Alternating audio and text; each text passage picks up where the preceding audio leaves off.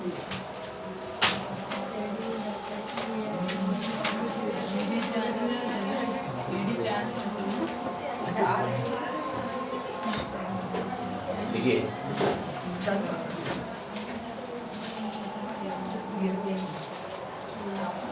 उस तरफ है कि नहीं उस तरफ?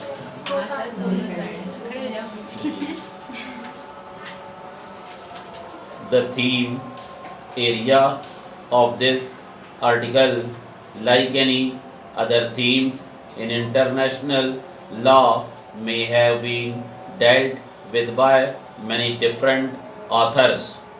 Also, such a broad theme as present is quite capable of admitting many things. Hence, certain caveats are in order regarding relevance and scope of this research paper. Post 9/11 has generated much of the literature on this subject, so much so that any discussion on this may seem as repetitive. But some of the recent happenings around the world have revived the interest of a scholar and practitioner of international law into this area. The killing of US born Yemeni cleric and Al Qaeda leader Al Awlaki and founder leader of Islamist militant organization Al Qaeda Osama bin Laden on foreign soils have far reaching consequences for this area of international law. In any case, the issue in debate since have refused to die down, making this area is still a fertile ground for all concerned. Finally, it is necessary to mention that international action to suppress terrorism interfaces with many other areas of international law, including state responsibility, international humanitarian law, human rights, international criminal law, among others.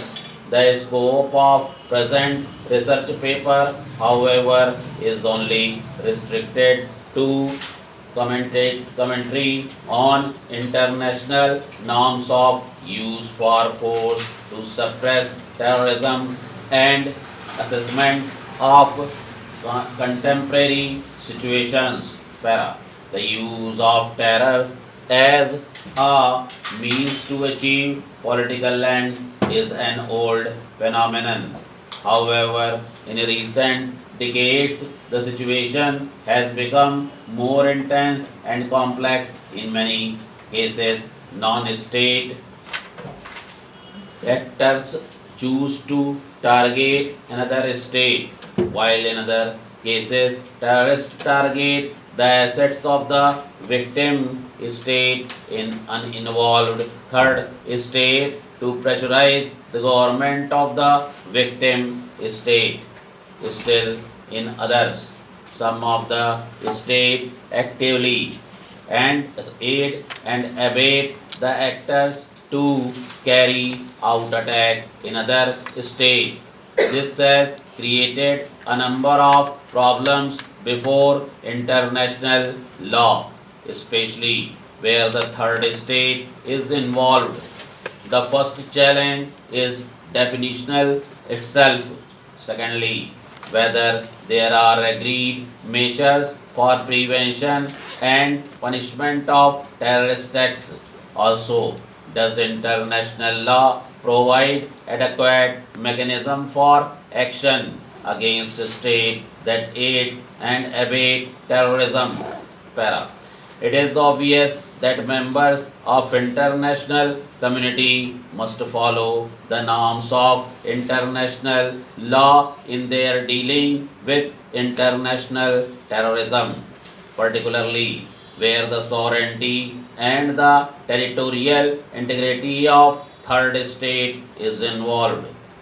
No doubt, a strong response is required to suppress international terrorism, but any measures evolved must be so that does not detract from the established principle of international law.